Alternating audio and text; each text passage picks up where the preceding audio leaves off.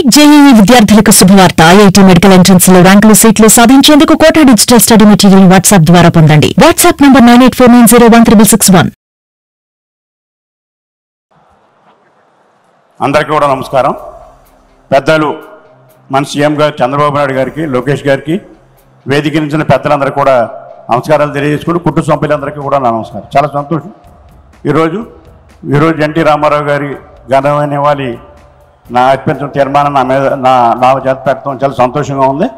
ఎందుకంటే ఆయన తోటి పనిచేసిన వ్యక్తిగా నాకు ఈ అవకాశం ఇచ్చినందుకు మరి పెద్దలకు అభినందన తెలియజేసుకుంటూ, ముందుగా చంద్రబాబు నాయుడు గారికి కూడా అభినందన తెలియజేస్తున్నాను. ఎందుకంటే ఎన్టీ రామారావు గారి బర్త్డేని ప్రభుత్వ పరంగా చేయాలని చెప్పి నిర్ణయించినందుకు వారికి ప్రత్యేకంగా అభినందన తెలియజేసుకుంటూ, అలాగే ఎన్టీ రామారావు గురించి అందరికీ తెలుసు. మనకి ఎన్టీ రామారావు గారు ఒక యుగ పురుషుడు. ఆయన మకుటం లేని మహారాజుగా సినీ పరిశ్రమలో పనిచేసి ఆయన అనేక సినిమాలు యాక్ట్ చేసి ఆయన పాత్రలు కూడా కృష్ణుడు రాములు పాత్రలు వేసినప్పుడు కూడా ఆ పాత్రలు మనం చూస్తుంటే నిజంగా దేవుళ్ళ తెలుగు ప్రజలందరూ కూడా పూజించే పరిస్థితి మనకు తెలుసు. అన్నీ కూడా ఆయన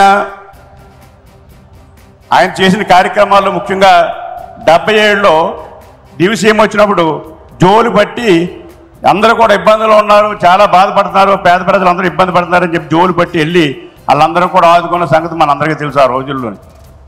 తర్వాత వచ్చినప్పటికీ ప్రజలకు సేవ చేయాలి, ఈ కాంగ్రెస్ గవర్నమెంట్ చాలా దారుణంగా ఉంది, ఆంధ్రప్రదేశ్ పాడవుతుందని చెప్పి ఆలోచన వచ్చి ఆయన ఒక పార్టీ తెలుగుదేశం పార్టీ పెట్టాడు. ఆ పెట్టినప్పుడు కూడా ఎవరు పెద్ద లేకపోయినా అంత యువకులందరూ కూడా ముందుకు వచ్చి కూడా ఉండి మరి ఆయన పార్టీని ముందుకు తీసుకెళ్లి 9 నెలల్లో ప్రభుత్వం ఏర్పాటు చేయడం జరిగింది. ఆయన ఏదైతే హామీలు ఇచ్చాడో హామీలన్నీ కూడా అమలు చేసే కార్యక్రమం కూడా తీసుకోవడం జరిగింది. ఆయన ఎమ్మెల్యే సీట్లు ఇచ్చినప్పుడు కూడా ఎస్సీలకి, బీసీలకి, చదువుకున్న వాడికి, డాక్టర్కి, ఇంజనీర్కి, లాయర్కి ఇచ్చి ఇలా అందరినీ కూడా రాజకీయ మార్పు రావాలని చెప్పి ఆలోచనతో ఆ రోజుల్లో ఆయన మార్పు చేశాడు.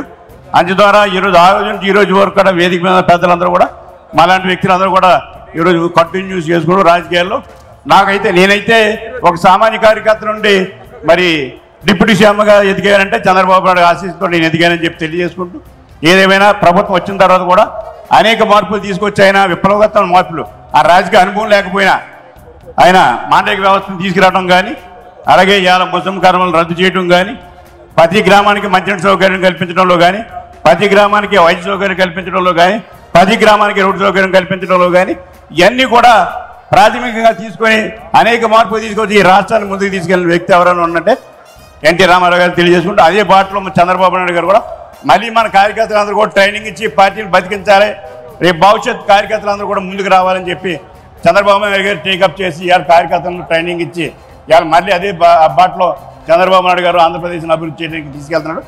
భవిష్యత్తులో కూడా మన లోకేష్ గారు కూడా అదే బాటలో తీసుకెళ్ళి ఎవరైతే కార్యకర్తలను శిక్షణ ఇచ్చి ఒక మంచి వాతావరణం తీసుకొచ్చి రేపు భవిష్యత్తులో కూడా ఆయన మమ్మల్ని అందరూ కూడా ముందు నడిపించాలని చెప్పి కోరుకుంటూ ఈరోజు ఎన్టీ రామారావు గారికి నివాళులర్పించి సెలవు తీసుకుంటాం.